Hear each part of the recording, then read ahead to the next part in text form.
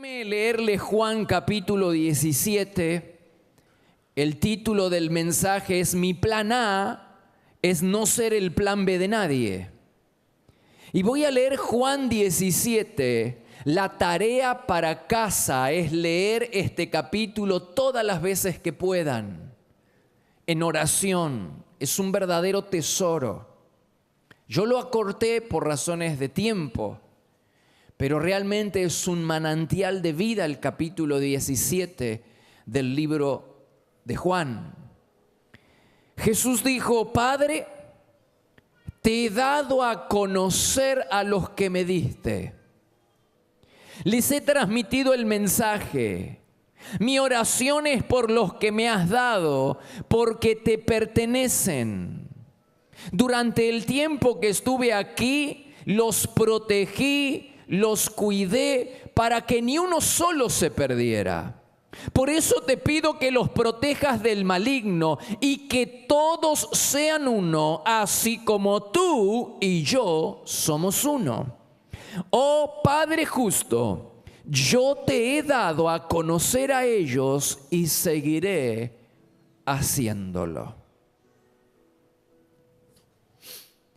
Hay 7 veces en un solo pasaje, 7 veces en todo este capítulo 17. 7 veces Jesús menciona que sus discípulos le han sido confiados por el Padre, que no les pertenece, sino que los discípulos son de Dios. Jesús no se consideraba el dueño de sus discípulos, aunque sí los consideraba su familia. Los consideraba sus hermanos y los consideraba sus hijos, pero no los consideraba de su propiedad, sino de Dios. 7 veces Jesús reconoce en esta oración que los discípulos le pertenecen a Dios. Dice Hebreos capítulo 2, verso 1. Jesús no se avergüenza de llamarlos sus hermanos. También dijo: y yo y los hijos que Dios me dio. Sería muy bueno que todos nosotros recordáramos esta gran verdad mencionada por Jesús 7 veces y nos diéramos cuenta que simplemente somos administradores de los tesoros de Dios. Tu familia no te pertenece. Tus hijos no te pertenecen, tu trabajo no te pertenecen, tus dones, tu casa, tu empresa no te pertenecen, le pertenece a Dios. Pastores, la iglesia no es nuestra, es del Señor. De ahí la gran responsabilidad que tenemos de cuidar. Todos nosotros tenemos una gran responsabilidad de cuidar, proteger aquellas cosas que Dios nos ha confiado. Sean pocas, sean muchas, todo lo que tenemos, incluso nuestra propia vida, le pertenece a Dios. De ahí la gran responsabilidad que tenemos de cuidar y proteger celosamente los tesoros que Dios nos ha confiado.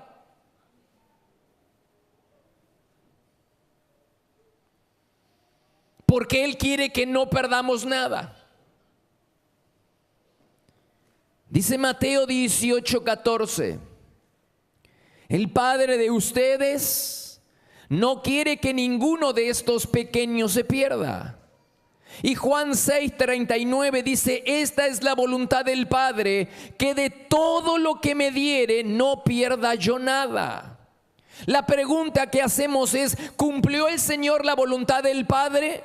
Por supuesto que sí. En Juan 18:9 dice: no he perdido a ninguno de los que me confiaste. La segunda pregunta que quiero hacer es: ¿podemos nosotros decir lo mismo que dijo Jesús? Que de todo lo que Dios puso en nuestras manos, todo lo que Dios nos confió, sean personas, sean materiales, sean cosas, ¿podemos decir como Jesús que de todo lo que Él nos dio no hemos perdido nada? Claro que no. Claro que no. La idea es: ¿por qué vivimos resignados a la idea de que el diablo tenga que robarnos? ¿Por qué vivimos resignados a la idea de que tenemos que perder? ¿Por qué resignarnos a esta idea? ¿Acaso el Señor nos está pidiendo algo que está más allá de nuestras posibilidades? Cuando el Señor dice que no quiere que perdamos nada, ¿acaso está más allá de nuestras posibilidades? No, nosotros perdemos. Se pierden hijos, se pierden familias, se pierden iglesias, se pierden hermanos, se pierden empresas. Y se pierden porque no somos capaces de cuidar y proteger los tesoros que Dios pone en nuestras manos, porque no lo hacemos de la misma manera en la que Jesús protegió y cuidó los tesoros que Dios, el Padre, había puesto en sus manos. Si Él llegó el día en que pudo decir que nada se había perdido, también nosotros va a llegar el día en que nos presentemos delante de Dios, y después de haber cuidado y protegido los tesoros de Dios que Él ha depositado en nuestra vida, va a llegar ese día en que digamos: todo lo que nos diste, no hemos perdido absolutamente nada. Aquí está, Señor, nada de lo que me diste hemos perdido.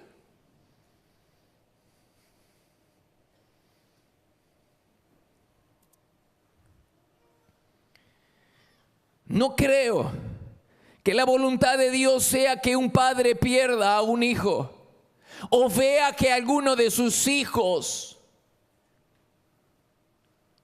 se vuelvan pródigos. No creo que sea la voluntad del Padre en que los matrimonios se divorcien y se vengan a pique. La verdad es que no creo que lo que Dios nos ha dado es para que el diablo nos esté robando. Sin embargo, eso es lo que pasa. Y parece que nos resignamos a la idea de que tenemos que perder. Parece que estamos jugando al azar, cruzando dedos, a ver si alguno de nuestros hijos no se va a perder, a ver si alguno de nuestros hijos espirituales en la célula, en el ministerio, o alguna de las cosas que Dios nos ha dado no se pierda. Pero no es cuestión de suerte, no es cuestión de cruzar dedo, es cuestión de pelear con las mismas armas espirituales que peleó Jesús. No es cuestión de suerte, sino de operar en los recursos espirituales que Jesús operó para que ninguno de sus discípulos se perdiera.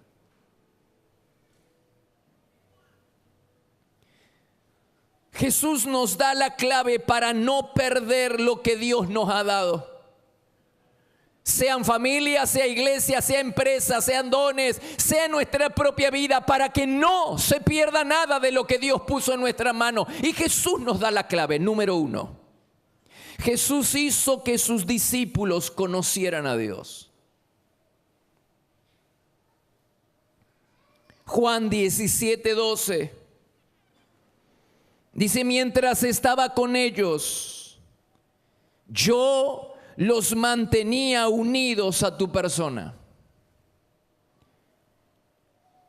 Jesús empujó a sus discípulos a tener una correcta relación con el Padre. Me imagino a Jesús hablándole a sus discípulos acerca de la carpa del encuentro, reiterando y mencionándoles acerca de la importancia de orar. Me imagino a Jesús hablándole a sus discípulos como el pastor le habla cada domingo a la iglesia sobre la necesidad de levantarnos media hora antes, como mínimos, antes de emprender el día y de tener un encuentro con Dios. ¿Cómo te está yendo con la carpa del encuentro?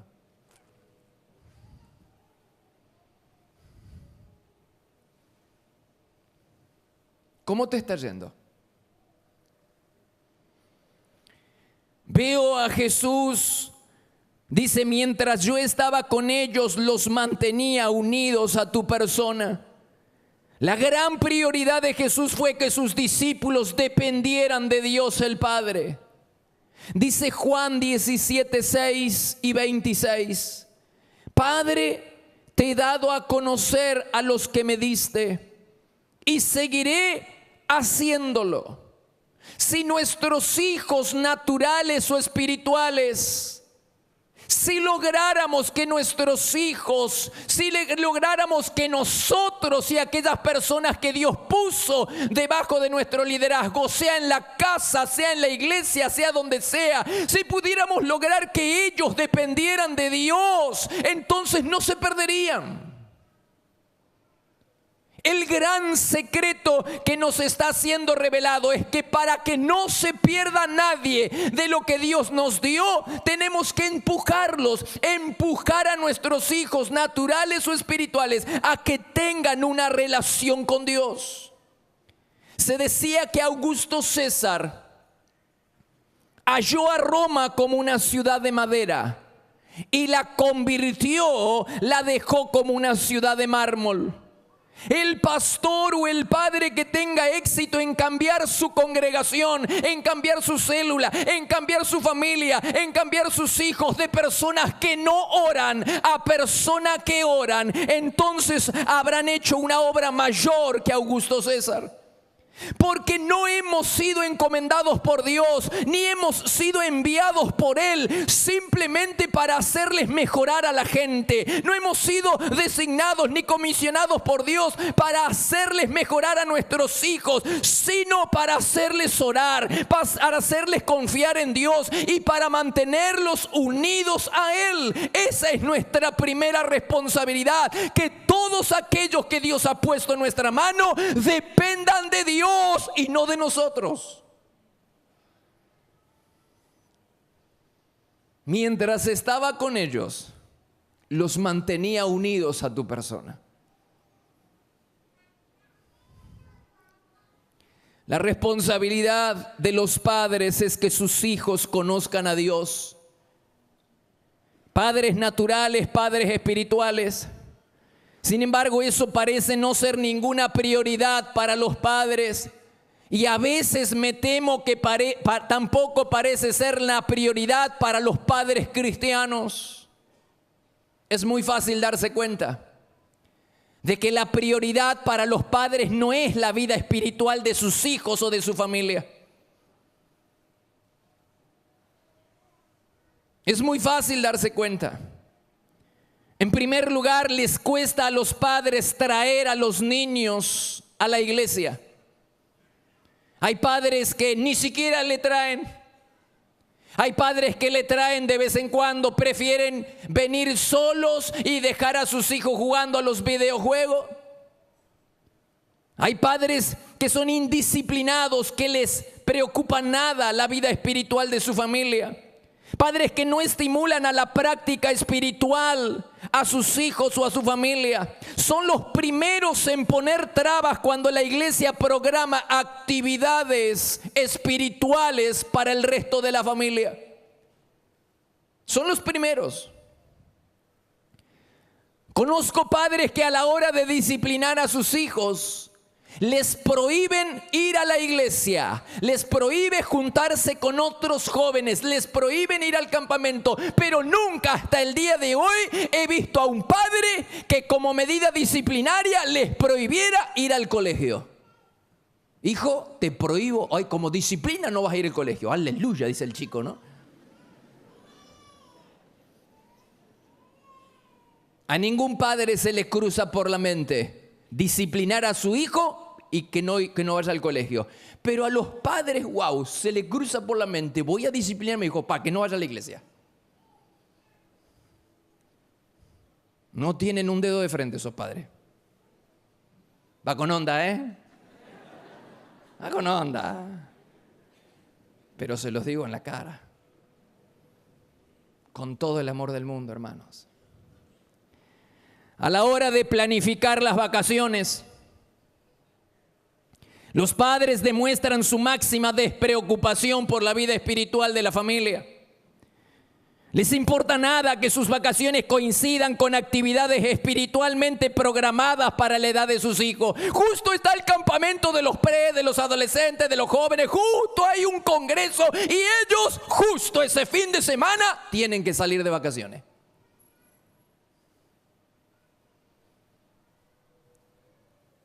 Si tuvieran algún trabajo en el colegio, apuesto lo que quieras, que no te vas de vacaciones. Pero ¿cómo es la iglesia?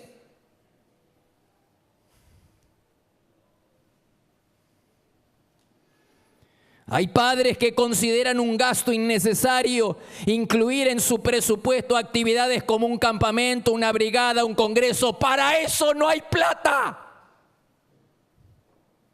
Sin embargo, no tienen miramiento a la hora de endeudarse hasta acá. Se endeudan hasta acá para proveerles cosas que son absolutamente innecesarias a la vida de sus hijos. Por ejemplo, sé de padres que están endeudados por meses para comprarle a su niño el último modelo del celular ese que vale una fortuna, el último que está dando vuelta por ahí. Están endeudados porque hay que comprarle al nene o a la nena el último celular que anda dando vuelta. O la zapatilla de marca, cuando no pueden comprarla. Sin embargo, eso es lo que pasa. Estos mismos padres son los que a la postre se lamentan y se preguntan por qué sus hijos se han vuelto rebeldes y por qué sus hijos ahora están como están, rebelde contra ellos los padres, rebelde contra Dios, apartados. Esos padres son los primeros en llegar a la iglesia y quejarse de todo el mundo y hacer responsable a todo el mundo cuando ellos no hicieron nada para empujar a sus hijos a conocer a Dios desde que eran pequeños. Jamás aceptaron el consejo de la iglesia y de los líderes espirituales. Al contrario, lo único que parece importarle a los padres es que sus hijos estudien. Y por supuesto que no está mal. Lo que está mal es que ello no se puede hacer a expensa de una vida espiritual raquítica. Porque quiero ser franco con todo el mundo. Lo único que garantizará que tus hijos espirituales o naturales no se pierdan no va a ser una carrera, no va a ser un estudio, no va a ser un nombre, ni siquiera una vida religiosa. Las experiencias sobrenaturales ni siquiera alcanzan. Vivir una atmósfera de milagros tampoco. Lo único que va a hacer que tus hijos y tu familia no se pierda es que ellos vivan unidos a Dios. Es la única garantía de que nosotros y nuestra familia vivamos unidos a Dios. Entonces empuja a tus hijos, empuja a tu familia, empuja a tu célula, empuja a tus compañeros, empuja a aquellas personas que tienes bajo tu liderazgo para que oren, para que busquen a Dios, para que restablezcan una relación rota con Dios, para que inicien o reinicien una relación de amor personal, vibrante y de largo alcance con el Señor.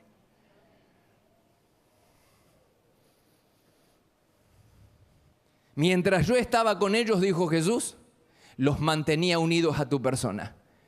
Jesús pudo decir, de todos los que me diste no perdí ninguno. ¿Por qué? Porque su tarea principal, su preocupación fundamental fue la de que sus discípulos tuvieran una correcta relación con Dios.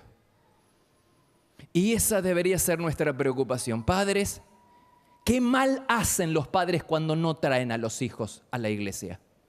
¿Qué mal hacen los padres cuando no invierten en la vida espiritual de sus hijos? ¿Qué mal hacen? ¿Qué mal hacen que ustedes no inviertan en su vida espiritual? Porque al usted no estar preparado espiritualmente, tampoco van a inspirar a sus hijos a una vida espiritual. Lo único que va a garantizar que tus hijos, tu vida y tu familia no se pierdan es que tengan una relación con Dios. Es lo único. Hay que hacer todo lo posible para que nuestra familia conozca a Dios y tenga una relación con Él de largo alcance. Todas las actividades que programa la iglesia no son actividades, son actividades espirituales. 6 de la mañana, noches de búsqueda, tiempos de ayuno congregacional, brigadas, todas esas cosas fortalecen, anima, ayuda a la familia a fortalecer la comunión con Dios. No deben ser subestimadas. Por el amor de Dios, no subestime nada de eso. En segundo lugar, lo que hacía Jesús para no perder aquello que le había sido confiado por Dios es que hacía vigilias de oración por sus discípulos. Lo descubrí esta semana. ¿Está tan claro? Dice Juan 17:12, mientras yo estaba con ellos, velé, vigilia. velé por ellos y entonces ninguno se perdió. ¿Recuerdas que cuando Jesús fue a escoger, a seleccionar a sus discípulos, pasó toda la noche en oración y en vigilia? Quiere decir que él hizo vigilia de oración para escoger a sus discípulos y luego hizo cientos o decenas de vigilia de oración para preservarlos, para cuidarlos. Lo que Jesús utilizó para cuidar la vida de los que le pertenecían a Dios fueron recursos espirituales: ayuno, oración y vigilia.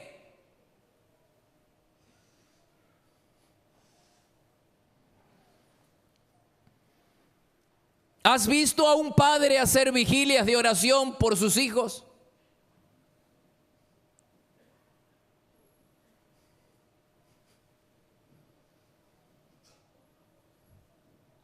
¿Has visto a un papá, una mamá hacer vigilias de oración por el matrimonio? ¿Y hacer vigilias de oración por la familia? ¿Y hacer vigilias de oración por el trabajo y por la crisis económica y por su vida espiritual? Jesús lo hacía. Jesús lo hacía. ¿Con cuánta frecuencia un pastor, un líder de célula, un líder de red, un líder de ministerio, con cuánta frecuencia ayunamos y hacemos vigilia de oración por aquellos que son niños espirituales y aquellos que Dios ha puesto en nuestras manos? ¿Con cuánta frecuencia lo hacemos? Con razón Jesús pudo decir: de todos los que me diste no perdí ninguno. Y con razón nosotros no podemos decir lo mismo.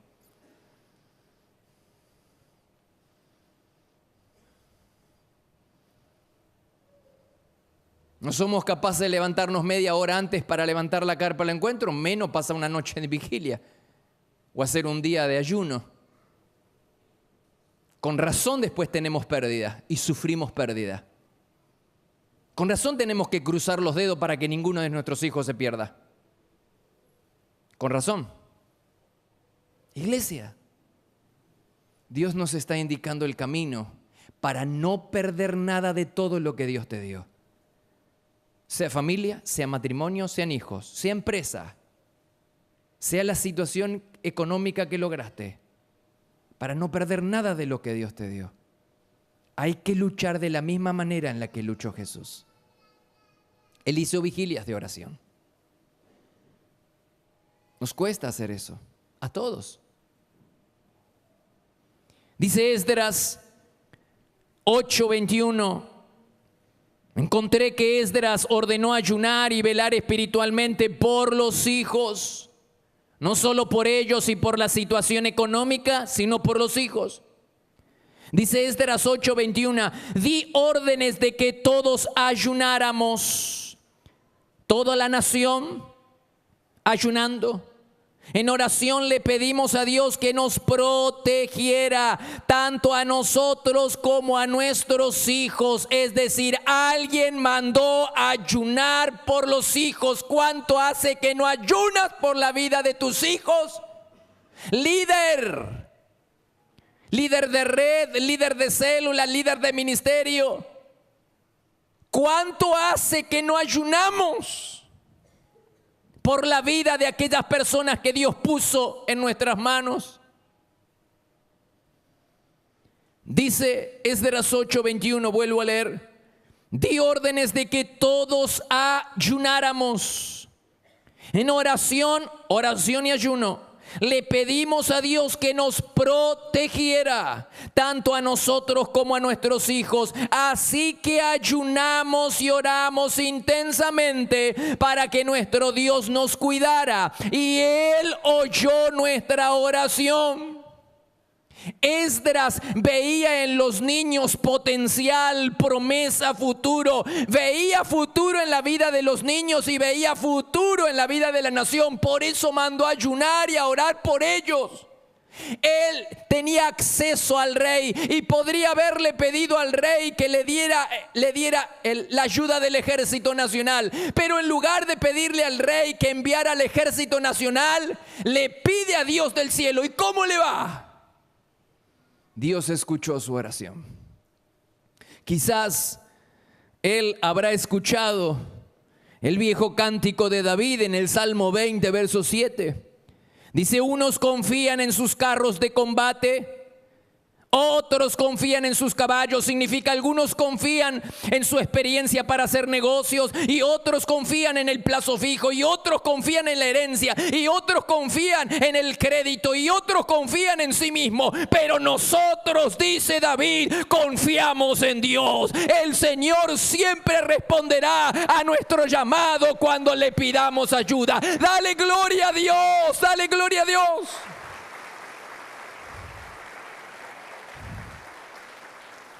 Pero nosotros confiamos en Dios. Este es el tiempo en que tenemos que confiar en Dios, iglesia. Cuando todo se viene abajo, cuando el dólar se dispara, cuando los precios suben, este es el momento en que tenemos que confiar en Dios. Este es el momento en que tenemos que anclarnos a la roca eterna y confiar que el Dios del cielo va a proveer para nuestras necesidades y que no va a dejar que nada te falte, pues Él no defrauda a aquellos en quienes ponen su confianza.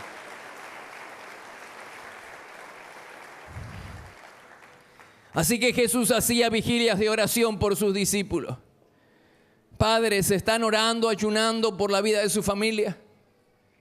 ¿Estás ayunando por tu matrimonio? ¿Cuántos matrimonios tienen problemas? Y tengo un corazón muy dolido. No hago más que orar en la semana junto con los pastores, porque veo tantos problemas en las familias y tantos problemas en los matrimonios y tantos problemas con los hijos. Pero el Señor nos está indicando el camino. Nosotros podemos ayudarte y la ayuda que te damos es indicándote el camino. Porque esas cosas Dios te las dio a ti.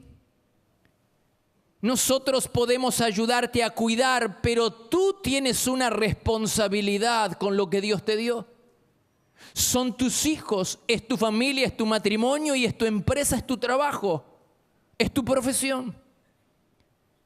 No podemos pretender que el vecino cuide nuestros hijos. Somos nosotros los que tenemos que cuidarlos. No podemos pretender que el vecino cuide nuestra economía. No podemos pretender que el pastor y la iglesia lo cuiden. Nosotros te vamos a ayudar velando y orando como es lo que estamos haciendo, te lo aseguro. Pero Dios puso en tus manos la vida de tus hijos. Así que tienes que venir a las 6 de la mañana a orar por ellos. Y tienes que ayunar los jueves por tu empresa, por tu negocio, por tu futuro y por tu trabajo. Tienes que orar. Tú tienes que ser responsable delante de Dios por las cosas que Dios puso en tus manos. Así como yo tengo que ser responsable. ¿Te das cuenta? Es muy lindo buscar socios de oración que oren en favor nuestro. Pero un día Dios nos va a pedir cuenta de aquellas cosas que depositó en nuestras manos, sean personas o sean cosas. ¿Y qué le vamos a decir? ¿La iglesia no me ayudó? ¿El vecino no quiso cuidar mis hijos cuando Dios te lo dio a ti? El Señor nos muestra el camino para no perder nada de lo que Dios nos dio. Tenemos que operar y hacer las mismas cosas que Jesús hizo. Oración, vigilia, ayuno. No solo eso, tercero, la última cosa que yo veo. Así que primero los empujó y el Señor dice, mientras estaba con ellos yo lo mantenía unido a tu persona. Hizo vigilias de oración y oró, pero oró de una manera especial. No era una oración light, no era una oración al paso. Jesús oró intensamente por la vida de sus discípulos cuando estaba en la tierra y sigue haciéndolo ahora que está en los cielos. ¿Cuál es el ministerio de Jesús hoy en día? ¿Qué hace Jesús allá sentado a la diestra del Padre? ¿Qué hace? Claro, dice Hebreos 7:25, Jesús sigue. Sigue significa que no comenzó en el cielo a interceder.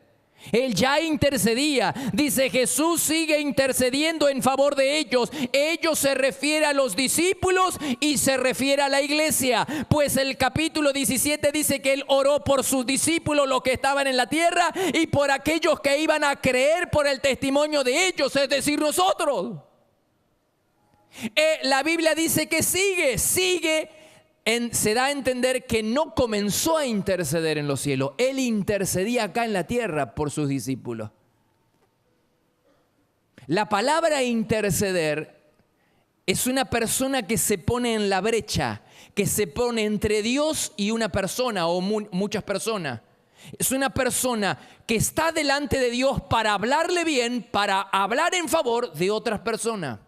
Eso lo dice Hebreos capítulo 5. El sumo sacerdote fue constituido para interceder delante de Dios en favor de su pueblo. Y Jesús es nuestro sumo sacerdote que intercede. Intercede no por su propia vida, intercede por la vida de su pueblo. Él sigue. No significa que haya comenzado a interceder allá. Ya intercedía acá. Ahora, ¿cómo lo hacía? ¿Cómo intercedía? Hebreos 5:7 dice, cuando Cristo vivió en la tierra, oró ¿cómo? Llorando y suplicando a gritos, y Dios respondió a sus oraciones. ¿Se lo imaginan a Jesús llorando, orando, gritando en sus oraciones en favor de sus discípulos? ¿Qué oraciones levantaba el Señor? Así defendía a sus hijos. Así defendía los tesoros que Dios había puesto. Mi pregunta es, ¿nosotros defendemos nuestros tesoros de la misma manera? ¿Defendemos la vida de nuestra familia y defendemos la vida de la iglesia? ¿Defendemos la vida de nuestra célula y defendemos la vida de nuestro ministerio llorando a gritos? ¿Clamando, llorando a gritos? ¡Wow! La gran pregunta que me hago y me hice en esta semana es si cuando la Biblia dice que Jesús pasaba noches enteras en vigilia y en oración intercediendo con gritos y lágrimas, ¿lo hizo en favor de Él o lo hizo en favor de los discípulos? Nunca en la Biblia vas a encontrar que Jesús hizo un milagro en favor propio. Nunca. Inclusive cuando estaba en el Getsemaní y Pedro sacó la espada para cortarle la oreja al siervo del sumo sacerdote, Dios dijo, mete la espada. Mateo capítulo 26, mete la espada. Y el versículo 53 dice, ¿no sabes que podría pedirle a mi Padre que me enviara 12,000 ángeles y me lo enviaría así al instante? ¿No sabes que yo le puedo pedir la ayuda a Dios y Dios me la va a mandar así? Pero nunca, ni en el peor momento de su vida, Jesús intercedió en favor de él, oró en favor de él, sino que siempre lo que hacía era en favor de otros, en favor de sus discípulos, en favor de otras personas. Jesús no tenía pecado para confesar, ni falta para lamentar, ni incredulidad para dominar, ni falta de amor para superar. Cuando Él practicaba las disciplinas espirituales de pasar una noche de vigilia, de orar, de ayunar, no creo que buscar alguna cosa de Dios, pues lo tenía todo. Incluso Él dijo, parado frente a la tumba de Lázaro, que Dios siempre respondía a sus oraciones. Así que no creo que Él haya hecho todo eso de gritar y llorar a gritos por su propia vida. Y entonces, ¿para qué pasaba tanto tiempo en oración, ayunando y orando? Primero, para tener comunión con el Padre. Y segundo, para interceder por los suyos. De esa manera Él cuidó y protegió la vida de aquellas personas que no le pertenecían a Dios. Somos administradores. Tu profesión, tu casa, tus hijos, tu célula y lo que sea, no te pertenece, le pertenece a Dios. ¿Cuánta responsabilidad que tenemos de cuidar, de velar y de proteger aquellas cosas que el Señor nos ha dado? Y para que no se pierda nada de todo lo que Dios te ha dado, deberíamos pelear con las mismas armas. Es hora de levantar campamento en nuestra casa, levantar la carpa del encuentro y empezar a relacionarnos con Dios. Empezar a tener una relación de amistad con Él. Es hora de empezar a ayunar, es hora de empezar a congregarnos, es hora de empezar a hacer vigilia para cuidar aquellas cosas. Papás, ¿cómo están tus hijos? Mal, pastor. ¿Y qué esperas para ayunar, para orar, para venir a las 6 de la mañana? ¿Qué estás esperando? Es lo que pasa, que el psicólogo y el psiquiatra me van a ayudar. Esa es la palabra justa. Te van a ayudar, pero no te van a resolver el problema. Porque la única cosa que va a hacer que tus hijos, tu vida y todo lo que tengas no se pierda es si ellos se mantienen unidos al Padre. Hay que hacer todo lo posible para que ellos se conecten con Dios. Y hay que empujarlos de la buena manera. Hablo espiritualmente, hablo con herramientas espirituales. No hablo con gritos, hablo con herramientas espirituales. Hablo con oración, con ayuno, con doblar rodilla, con humillarnos, con lágrimas. De esa manera tenemos que empujar a nuestra familia, sea espiritual, nuestros hijos espirituales o nuestros hijos naturales. El Señor pudo decir, de todo lo que me diste no he perdido ninguno. Y yo creo que va a llegar el día en que nosotros digamos lo mismo. Y quiero decirte una sola cosa: no te resignes a la pérdida. No aceptes la idea de que el diablo puede robarte. No hagamos como cuando nos roban a la mañana siguiente. Jesús dijo, si el hombre de la casa supiera cuándo va a venir el ladrón, velaría, se quedaría despierto para que no le roben. Y eso es lo que dijo Jesús, hay que velar y orar. Pero a veces nosotros cruzamos dedos. Espero que mis hijos me salgan bien derechitos, y cruzamos dedos. No se trata de cruzar dedos, ni se trata de esperar en la suerte. Se trata de pelear con las mismas herramientas que peleó Jesús para que no perdamos ninguno de nuestros hijos, en la casa o en la iglesia. Se trata de pelear con las mismas armas: oración, ayuno, vigilia, clamor, gritos delante de Dios, lágrimas delante de Dios. Esas son las armas y herramientas que utilizó Jesús. No te resignes a la pérdida. No aceptes la mentira del diablo que alguna de tus cosas vas a perder, alguno de tus hijos vas a perder. No aceptes la mentira del diablo. No creo que sea la voluntad de Dios que un padre vea que sus hijos se apartan del camino del Señor. No creo que sea la voluntad de Dios que un matrimonio se venga a pique. No lo creo. Por eso resiste la tentación de creer la mentira del diablo y basta ya de pérdida. Vamos a luchar con recursos espirituales. Amén. Ponte de pie, por favor. Y cierra tus ojos. Cierra tus ojos y dile, Señor, no voy a ser indiferente a la palabra de Dios. No voy a ser indiferente a la dirección, a la revelación. Ayúdame para que en esta semana yo comience a levantar mi carpa, comience a establecer una relación de amor contigo. Señor, ayúdame en esta semana a ambientar un lugar en mi casa que sea un sitio privado de oración. Ayúdame, Señor, a poner el despertador más temprano para orar. Ayúdame, Señor, a no quedarme dormido. Ayúdame, Señor, a ayunar. Ayúdame, Señor, a velar, a vigilar por la vida y por las cosas que me has dado. Porque no acepto la pérdida. Diga, no acepto la pérdida. No me resigno a que el diablo me robe lo que tú me diste. No me resigno a que mi familia o mi economía sufran en la mano de Satanás porque yo soy un descuidado. En el nombre de Jesús, no acepto la pérdida. Porque no creo que sea tu voluntad, Señor. Al contrario, tu palabra nos está indicando el camino.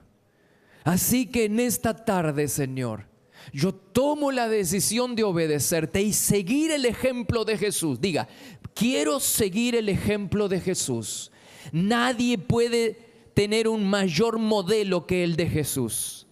Y si Jesús oró a los gritos y lloró con lágrimas y oró con lágrimas, y si Jesús veló por la vida de sus discípulos y los empujó a una relación correcta con Dios, yo haré lo mismo en mi vida y en la vida de los que pusiste en mis manos.